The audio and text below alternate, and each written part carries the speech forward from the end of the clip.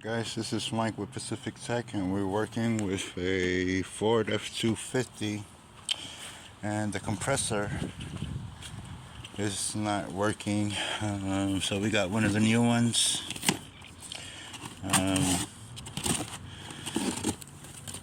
So just in case you guys want to know, that's the part number, and it is a Super Duty with the gas.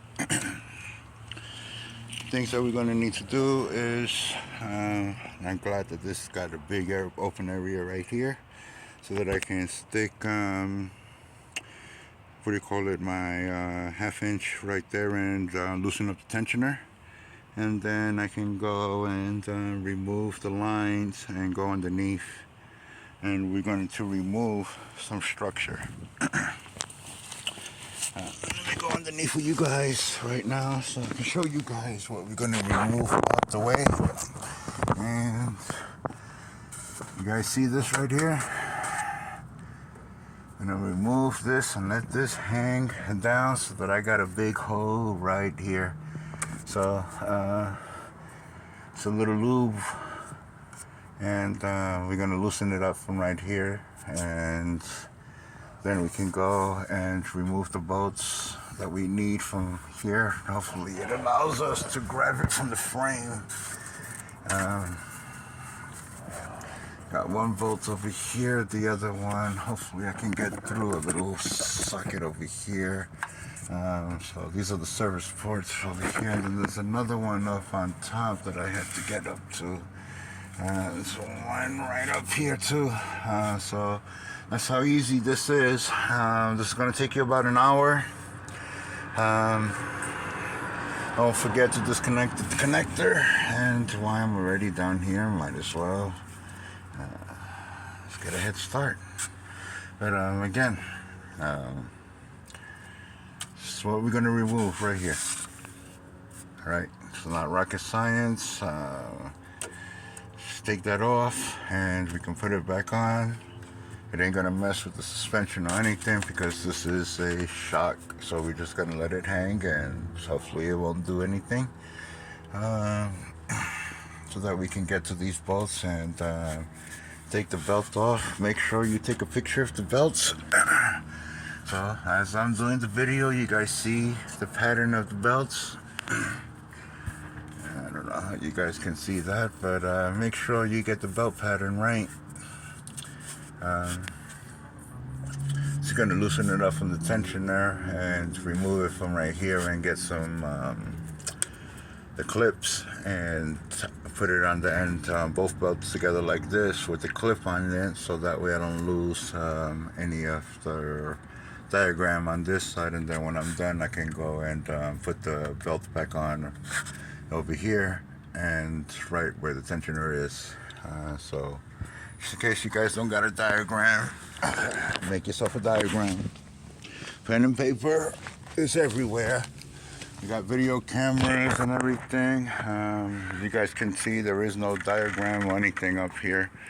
One of the other things, make sure that you evaporate everything properly. This one is a gasoline, so this one says 29 ounces. That is going to take to charge this.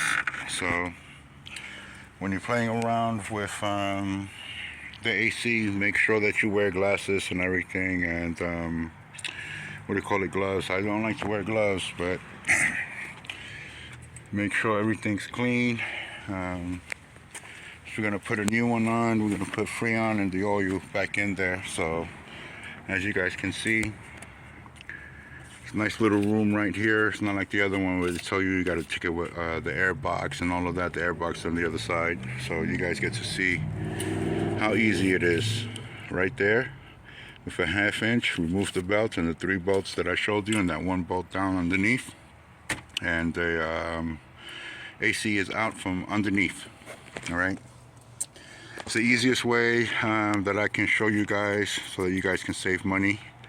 Remember, I'm a mobile tech, so for me everything is about time. Time is money for me, so the faster I can do things, the more money I make, because I go on to the next project.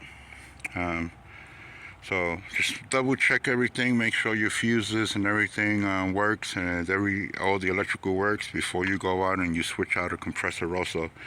The fuses are up there. There's a fuse and a relay, so make sure those two things are working. And then inside the car there's a climate control fuse and relay also, so make sure those things are working, which you already know because all the lights work.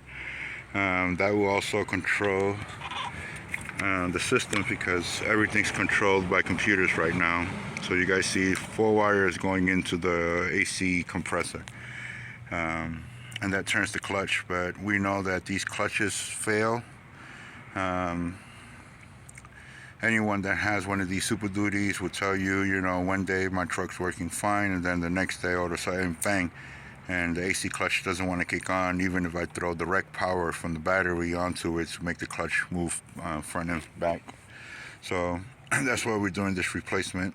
I already released everything, vacuumed everything out. So now we can play around and loosen up all the bolts that we need to loosen up, and we can take it out from underneath.